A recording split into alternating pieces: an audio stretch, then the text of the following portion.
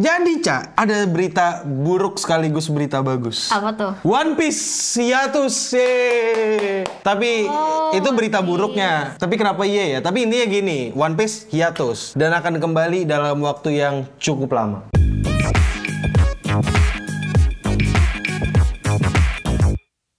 Selamat datang di berita lain. Dimana kita memberitakan anime, games, manga, musik, dan berita yang lain. Pokoknya berita yang ngomongin tentang anime, manga, Jepangan, dan kuda-kudaan serta pop culture yang lainnya ya. Nah, jadi Ca, berita pertamanya adalah kita di sini ngomongin One Piece. Ini One Piece. anime terbaik gak sih? Setuju gua, anime terbaik. Anime terbaik gak sih? Tapi gini, serius. Aku ngerasa One Piece itu di beberapa episode terakhir yang dari 900-an ke atas, itu kualitasnya sangat meningkat jauh daripada yang sebelum-sebelumnya.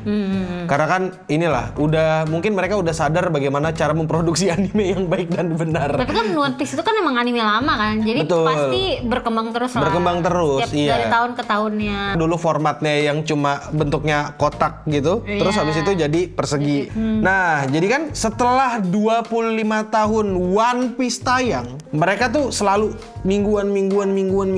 Seminggu Long run dari 25 tahun yang lalu. Nah, akhirnya mereka tuh memutuskan untuk hiatus dulu nih dari bulan Januari 2026 nanti. Orang kalau lagi main kayak, Bang, tepan gitu. Apaan tepan? Ini nggak tahu tepan? Nggak tahu. Minta berhenti dulu, tepan. Oh, berhenti tepan. Iya. Bang, tepan ya. Nah, jadi kan setelah 25 tahun ini akhirnya ya, di tahun 2026 mereka memutuskan untuk stop dulu bikin One Piece dari Januari 2026 dan kita lanjut lagi di April 2026. Betul. Jadi kurang lebih 3 atau 4 bulanan lah sekitar itu mereka tidak memproduksi One Piece. Tapi katanya juga ya, mereka tuh membatasi episode per tahunnya nih. Dibuat di next. Jadi apa nih, next? per season mereka ganti jadi per season gitu loh. Kayak setengah tahun dan katanya mereka mau memproduksi 26 episode doang per tahun. Maksimal di cap kalau nggak salah 26 episode gitu. Dan tujuannya ya katanya buat biar sesuai sama pacingnya dari manga Oda. Biar nggak kejar-kejaran nih. Betul, biar nggak terlalu kejar-kejaran. Dan katanya juga mereka itu mau memproduksi satu anime One Piece lagi, tapi yang katanya itu dengan kualitas yang on par dengan filmnya yang kemarin tuh, yang film pendeknya Megumi Shitani itu, One Piece Fan Letter. Oh. Nah, jadi One Piece Fan Letter itu kan salah satu anime peak terbaik tahun itu, di tahun ini tahun 2025 apa ya?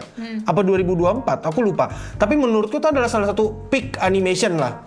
Secara cerita aku yang nggak ngerti One Piece pun ikut tersentuh gitu nontonnya. Dan ya semoga One Piece project kedepannya bakal lebih bagus ya. Berita selanjutnya, Ca, ada apa, Ca? Ada anime romance terbaik. Buku ya, Mbak. Enggak lah, apa tuh? Kaurohana lah. Najis. Tapi ada yang lebih najis dari Kaurohana. Apa? Kazuya kan ada update nih. My Rental Girlfriend. Kanokari kan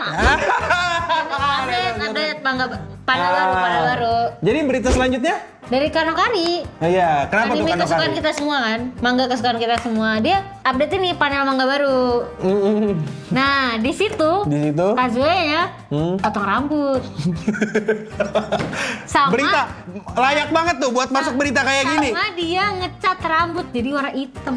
Biar mirip sama. Gila, capek-capek ngumpulin berita ya. Kazuya ngecat rambut pun jadi berita gitu ya. Anjing. Siapa sih yang ngumpulin berita? Kecewa gua. Nah, karena ini gempar banget loh. Gempar kata gua. Soalnya orang-orang itu di Twitter, di Facebook, di mana-mana, pokoknya di seluruh dunia lah gitu kan, seluruh dunia. Itu pada bilang, kenapa di sini Kazuya dibikin mirip sama autornya? Apakah ini akan menuju ending kids? Oke, jadi konteksnya, jadi di chapter terbarunya yang entah chapter keberapa gitu ya. Akhirnya Kazuya potong rambut. Rambutnya ngecat rambut. Jadi warna hitam. Mirip sama autornya. Nah, autornya ini mungkin kayak, ya udahlah, gue kasih ending nih sama siapa? Chizuru. Tapi Kazuyanya gue bikin dulu kayak gue gitu. Kalau kataku dia kayak bikin autobiografi. Iya, autobiografi. Iya. Makasih ya Reiji Miyajima ya, udah membuat autobiografi terpanjang dan tertebal satu sejagat raya ya. Udah membuat manga dan anime romance terbaik.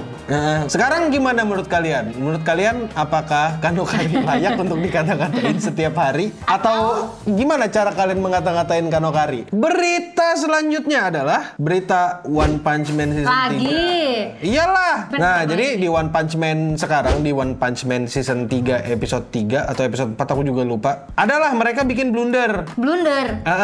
Jadi ceritanya itu seharusnya kan ada adegan action yang ditunggu-tunggu, kayak Baggat sama Reaper, siapa sih namanya?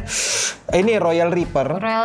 Intinya mereka berdua kan nanti ngelawan Garo tuh, dia berantem kan. Di trailernya terlihat oke. Waktu promosi pertama kali mereka. Pertama nih, udah ada adegan action yang bagus di trailer, kagak dipakai. Itu yang pertama.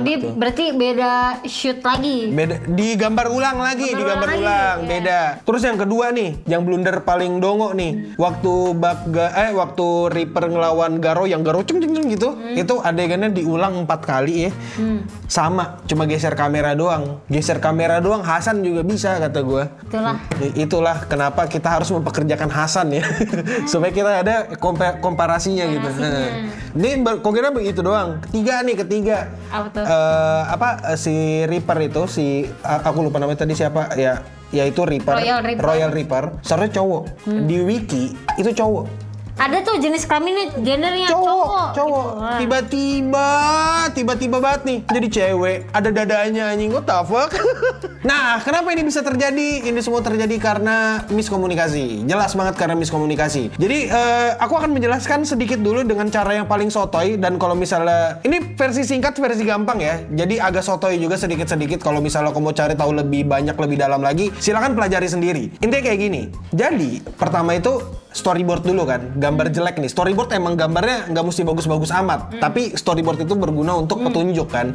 Storyboard nanti dioper kemana-mana gitu, dan ujung-ujungnya sampailah ke key animation. Mungkin orang-orang yang ngerjain key animationnya atau yang ngerjain layoutnya gitu mungkin salah lihat dan ngira kalau Royal Reaper ini cewek. Jadi dibikinlah ada dadanya gitu, you know what I mean, ya kan? Terus habis itu diserahkanlah ke direktor, ke sutradara. Sutradara nanti ngekoreksi bener apa enggak. Mungkin karena ada miskomunikasi atau waktunya udah nggak cukup, sudah tidak sempat ku koreksi, tidak sempat ku revisi. Ya sudahlah, biarkan saja gitu. Dan ya sudah, seperti itu. Nah itu dia, gue tadi sempat mikir kenapa nggak ada orang yang mengkoreksi untuk ACC apa enggak nih gitu. Iya, jadi bahkan editannya Hasan aja perlu ACC buat iya diupload. Tapi menurutku ya itu semua bisa diperbaiki di Blu-ray. Jadi nanti di Blu-ray-nya pasti ada perbaikan yang sangat masif gitu. Jadi kayak bagian itu ada bagian diubah lah. Nah, tapi gimana menurut kalian? Apakah menurut kalian episode